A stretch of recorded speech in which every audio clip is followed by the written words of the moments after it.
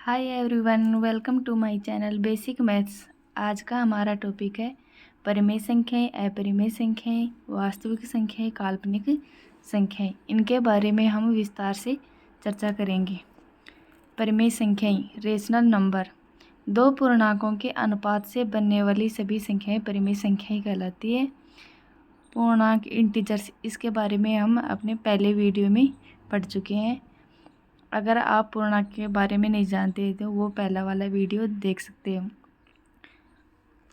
Shortcut में बताती हूँ पूर्णांक क्या होते हैं। माइनस की संख्याएं और प्लस की संख्याएं और जीरो, इन सभी संख्याओं को पूर्णांक कहा जाता है।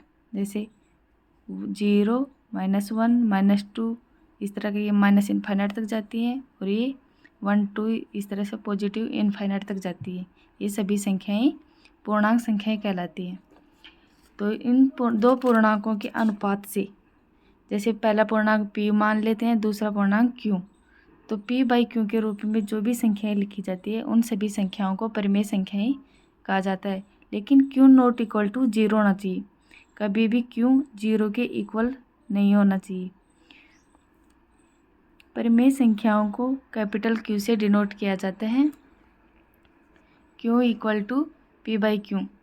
p और q हमेशा इंटीजर में लेते हैं, लेकिन q नॉट इक्वल टू 0 होना चाहिए। फॉर एग्जांपल, जैसे 5/3, 2, -1/3, 22/7 और 0, ये सभी संख्याएं परिमेय संख्याओं के अंतर्गत आती हैं। दो परिमेय संख्याओं के मध्य अनंत परिमेय संख्याएं होती है और अपरिमेय संख्याएं होती हैं। जैसे भी कोई भी दो परिमेय संख्या ले ली, जैसे 5/3 और 4/5, इन दो संख्याओं के मध्य परिमेय संख्याएं निकाले तो परिमेय संख्याएं अनंत होती है और अपरिमेय संख्याएं भी अनंत ही होती हैं। अगर दो परिमेय संख्याओं को जोड़े, घटाएं या गुणा करें या भाग करें तो उनका मान सदैव ही परिमेय संख्या ही आता है। जैसे 5/3 है ये और 4/5 है। अगर इनको ऐड करेंगे, जैसे 15, इसको 5 से गुणा करते हैं, इसको 3 से, प्लस 12, तो ये क्या है, एक परिमेय संख्या है, 37/15। अगर इनको तो ऐड किया है तो भी परिमेय संख्या ही आएगी। अगर माइनस कर दें तो भी परिमेय संख्या ही आएगी। अगर इन दोनों परिमेय संख्याओं को गुणा करें आपस में तो भी परिमेय संख्या ही आएगी और डिवाइड करें तो भी परिमेय संख्या ही प्राप्त होती हैं। अगर दो परिमेय संख्याएं आपको दी हुई है और उनके मध्य की कोई परिमेय संख्या और अपरिमेय संख्याएं निकालना हो तो कैसे निकालते हैं, इसके लिए एक सूत्र है। जैसे 5/3 है और 4/5 है, तो इसके मध्य की परिमेय संख्याएं निकालते हैं। ये दोनों क्या है, परिमेय संख्या है। ये भी परिमेय संख्या है, ये भी परिमेय संख्या है। इनके मध्य की परिमेय संख्या निकालेंगे तो क्या सूत्र लगाएंगे, पहले इन दोनों को जोड़ देंगे, 5/3 प्लस 4/5, और इसमें 2 का भाग दे देंगे।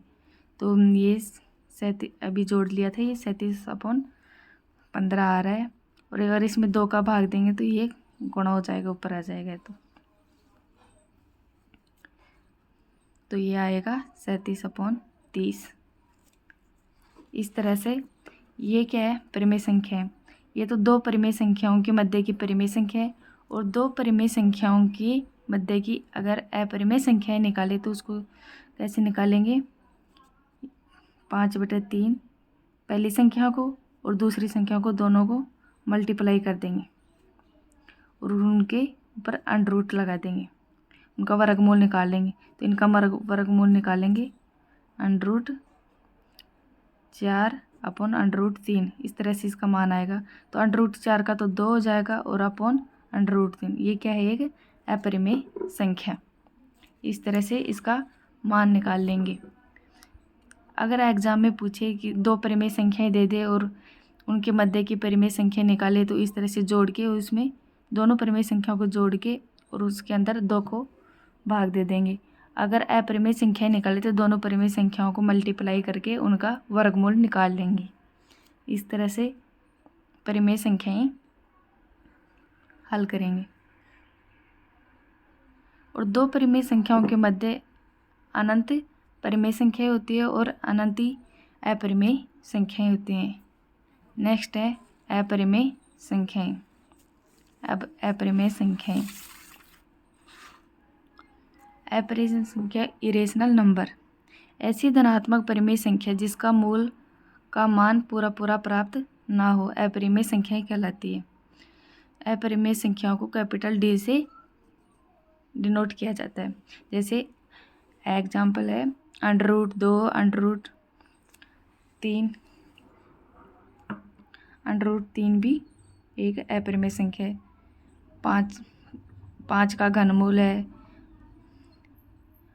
इस तरह की सभी संख्याएं अपरिमेय संख्या में आती है। इस तरह की संख्याओं को इस तरह भी लिख सकते हैं 5 की घात 1/3, 3 की घात 1/4, 6 की घात 1/5। इन संख्याओं को इस तरह से भी लिख सकते हैं। √3 को 1/2। अगर एग्जाम में इस तरह से पूछे तो भी कंफ्यूज नहीं होना है, और इस तरह से पूछे तो भी क्या है, परिमेय संख्या है। कई बार क्या देता है एग्जाम में, जैसे 4 की पावर 1/2 दे दिया, 5 की पावर 1/3, 3 की पावर 1/4 और 6 की पावर 1/5 इस तरह से दे दिया और पूछ ले इनमें से कौन सी अपरिमेय संख्या नहीं है। तो आप क्या बताओगे, जैसे 4 की पावर 1/2, इसको इस तरह से भी लिख सकते हैं 4 का वर्गमूल। तो इसका मान तो 2 आ जाएगा, पूरा पूरा मान प्राप्त हो रहा है। और जिसका पूरा पूरा मान प्राप्त होता है वे परिमेय संख्याएं कहलाती है, और जिनका पूरा पूरा मान प्राप्त नहीं होता वे अपरिमेय संख्याएं कहलाती है। तो ये क्या है, परिमेय संख्या ना कि अपरिमेय संख्याएं। तो आपको इस तरह से चेक करना है। एग्जाम में √ लगा के भी दे सकता है और घात के रूप में भी दे सकता है। तो आपको इस तरह से ध्यान रखना है। नेक्स्ट है वास्तविक संख्याएं। इससे पहले एक बात और है कि 22/7 है, ये तो परिमेय संख्याओं में काउंट होगी। और पाई है, जैसे पाई और ई, इस तरह के मान अपरिमेय संख्याओं में आते हैं।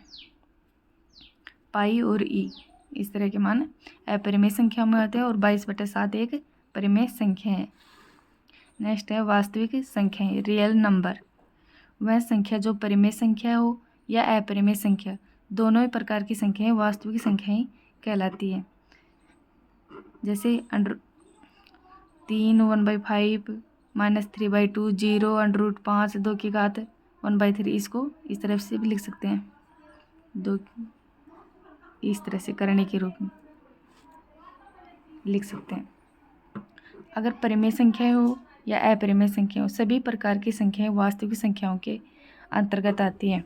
तो सभी प्रकार की संख्याओं को वास्तविक संख्याएं कहा जाता है। वास्तविक संख्याओं को कैपिटल R से डिनोट किया जाता है, और दो वास्तविक संख्याओं के मध्य अनंत वास्तविक संख्याएं विद्यमान होती हैं। जैसे दो वास्तविक संख्या ले लें 3 और 5, तो इनके मध्य कितनी वास्तविक संख्याएं होंगी, तो इनके मध्य कितनी वास्तविक संख्याएं होंगी, अनंत। जैसे एक तो 3 है, 3.1 है, 3.2 है, 0.3 है, 3.4 है, इस तरह से इनफाइनाइट वास्तविक संख्याएं विद्यमान होती हैं। नेक्स्ट है वास्तविक संख्याओं को 3 भागों में बांटा जाता है। जैसे पॉजिटिव संख्याएं आती हैं, जैसे -5, -6/5, नहीं ये तो वो आ गई। एक तो धनात्मक संख्याएं आती हैं, एक ऋणात्मक संख्याएं और शून्य। तो धनात्मक संख्याओं में तो आती हैं 5, 6, 8/3, इस तरह की सभी संख्याएं धनात्मक वास्तविक संख्याएं कहलाती हैं, और इस तरह की संख्याएं ऋणात्मक वास्तविक संख्याएं कहलाती है। और 0 भी एक वास्तविक संख्या के अंतर्गत आता है। इसके बारे में तो आपको बता ही दिया है कि पाई और ई अपरिमेय संख्याएं हैं। नेक्स्ट है काल्पनिक संख्याएं। काल्पनिक संख्याएं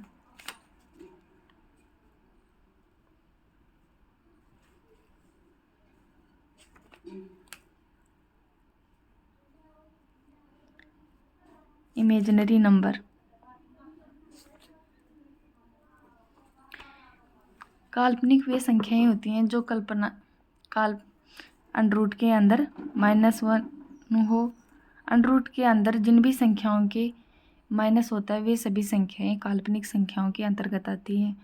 जैसे अंडर रूट -1 है, अंडर रूट -3 है, इस तरह की सभी संख्याएं काल्पनिक संख्याओं के अंतर्गत आती हैं। जैसे 2 है,